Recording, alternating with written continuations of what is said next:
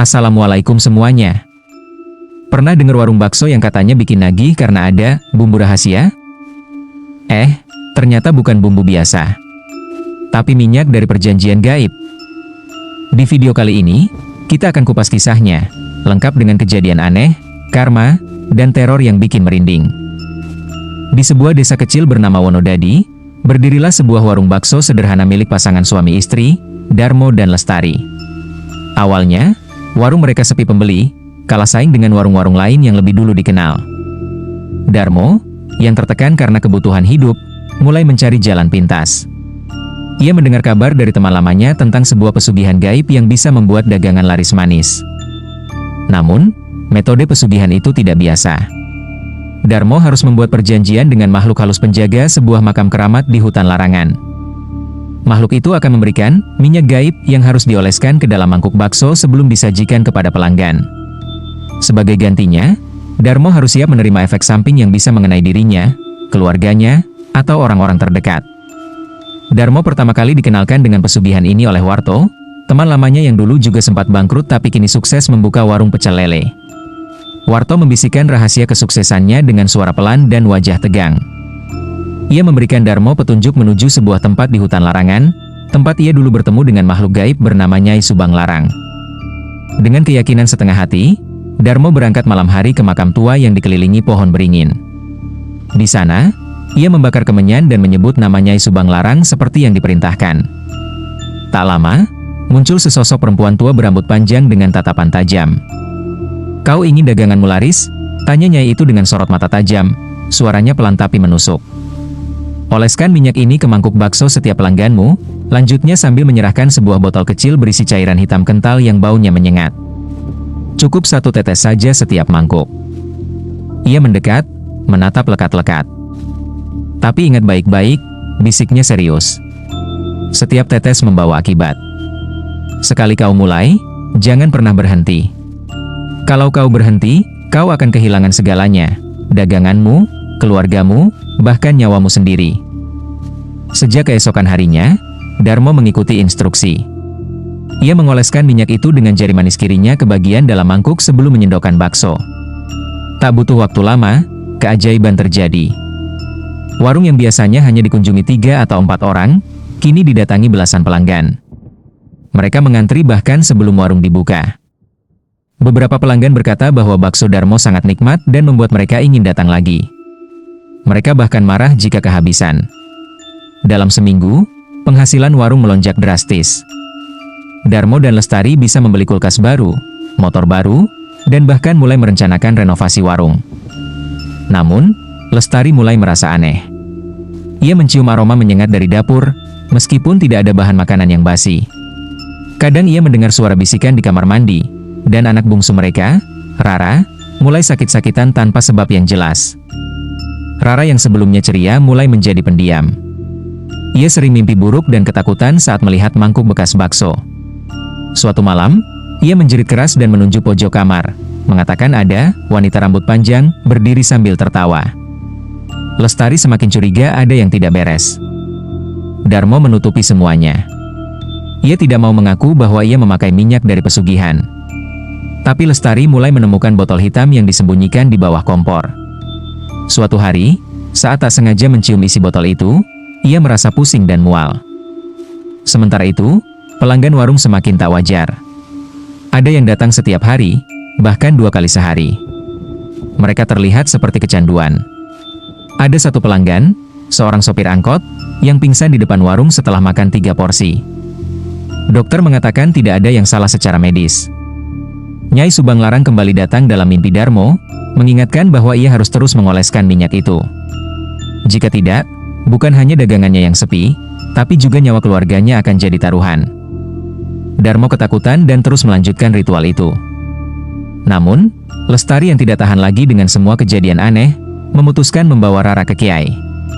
Kiai Mahrus, seorang pemuka agama di desa, langsung merasa ada aura gaib menyelimuti Rara. Ia mengadakan ruqyah, dan saat itu juga Rara berteriak-teriak, seolah ada yang keluar dari tubuhnya. "Anak ini menjadi korban perjanjian iblis," kata Kiai Mahrus. Ia mendesak Lestari agar Darmo mengaku dan menghentikan perjanjiannya. Darmo menolak menghentikan ritual. Ia sudah terlanjur menikmati kesuksesan. Tapi setelah malam rukyah itu, warung mulai menunjukkan tanda-tanda kehancuran. Panci meledak tiba-tiba, kompor terbakar, dan pelanggan mulai mengeluh pusing dan mual. Rara semakin parah. Ia koma di rumah sakit tanpa diagnosa pasti. Lestari tak tahan lagi. Dengan gemetar, ia mengambil botol berisi minyak hitam itu dan melemparkannya ke dalam sumur di belakang rumah. Begitu botol itu tenggelam, terdengar suara tawa panjang dan mengerikan dari arah dapur, seperti suara makhluk yang marah. Tiba-tiba Darmo berteriak keras dari dalam rumah. Ia menggigil hebat, tubuhnya kejang-kejang seperti disetrum. Matanya membelalak, mulutnya komat kami tak jelas, dan seluruh badannya dingin seperti es. Panik, Lestari segera memanggil bantuan dan Darmo pun dilarikan ke rumah sakit. Dokter bingung, tak ada luka luar, tapi tubuhnya melemah cepat seolah ada organ yang rusak mendadak. Beberapa jam kemudian, Darmo meninggal dunia. Wajahnya membeku dalam ekspresi ketakutan, matanya menatap kosong seolah melihat sesuatu yang mengerikan sebelum napas terakhirnya. Setelah Darmo meninggal, seisi rumah seperti kehilangan cahaya. Tapi rupanya semuanya belum selesai. Malam-malam Lestari masih dihantui suara langkah kaki di dapur, mangkuk bakso yang bergerak sendiri, dan suara perempuan tertawa lirih. Bahkan di rumah sakit, Rara sempat bangun dan menangis histeris, menyebut ibu tua itu masuk ke mimpiku lagi. Lestari mulai stres. Ia tidak hanya harus menjaga anaknya yang sakit, tapi juga harus menghadapi gangguan tak kasat mata setiap malam. Ia sempat berpikir untuk bunuh diri, tapi ia sadar satu-satunya jalan adalah bertobat dan benar-benar menghentikan jejak pesugihan itu. Dengan niat kuat, Lestari kembali mendatangi Kiai Mahrus. Ia memohon agar Kiai datang ke rumah dan membersihkannya dari semua pengaruh gaib. Kiai menyanggupi. Ia datang bersama 4 santri membawa air doa, garam, dan kitab suci. Malam itu mereka mengadakan pengajian dan doa bersama. Suasana rumah terasa panas, seperti ada yang tidak suka. Saat air doa disiramkan ke lantai dapur, terdengar suara melengking dari sumur belakang. Semua lampu padam. Beberapa benda jatuh sendiri. Tapi Kiai Mahrus terus membaca ayat-ayat suci hingga semuanya perlahan tenang. Keesokan harinya, Lestari mimpi bertemu Darmo yang menangis di dalam kobaran api, memohon ampun. Namun ternyata, satu syarat terakhir dari pesugihan belum lunas. Tumbal terakhir masih ditagih. Dan makhluk itu mengincar Rara. Suatu malam, Rara hilang dari ranjangnya. Lestari panik setengah mati. Ia menemukan jejak kaki kecil mengarah ke sumur belakang. Dengan nekat, Lestari melompat ke dalam sumur untuk menyelamatkan anaknya. Di dalam, ia seperti masuk ke dimensi lain, gelap, dingin, dan penuh bisikan. Di sana ia melihat Rara berdiri ketakutan di depan Nyai Subang Larang. "Kau berani datang ke tempatku, perempuan?" tanya Nyai dengan nada mengejek. "Ambil aku, jangan anakku." "Aku yang ibu kandungnya," teriak Lestari. Makhluk itu tertawa. Tapi saat itu juga, lantunan doa dari atas sumur mulai terdengar. Kiai Mahrus dan para santri datang lagi dan membaca ayat-ayat suci dari atas sumur. Nyai Subang Larang menjerit marah. Tubuhnya terbakar sendiri. Lestari pingsan sambil memeluk Rara. Meski makhluk itu kalah, tapi dendamnya masih terasa. Beberapa hari setelah kejadian itu, sumur di belakang rumah tiba-tiba ambles dan mengeluarkan bau anyir menyengat. Warga sekitar menolak mendekat. Warung bakso yang sudah lama ditutup akhirnya dibongkar paksa oleh warga dan pemerintah desa. Tapi saat proses pembongkaran, 3 tukang bangunan mendadak kesurupan dan menggigit tangan mereka sendiri hingga berdarah. Salah satu dari mereka sempat berkata, "Ini tempatku. Jangan usik." Setelah semuanya selesai, Lestari memutuskan pindah ke kota bersama anak-anaknya. Ia mulai berjualan kecil-kecilan dengan cara yang halal.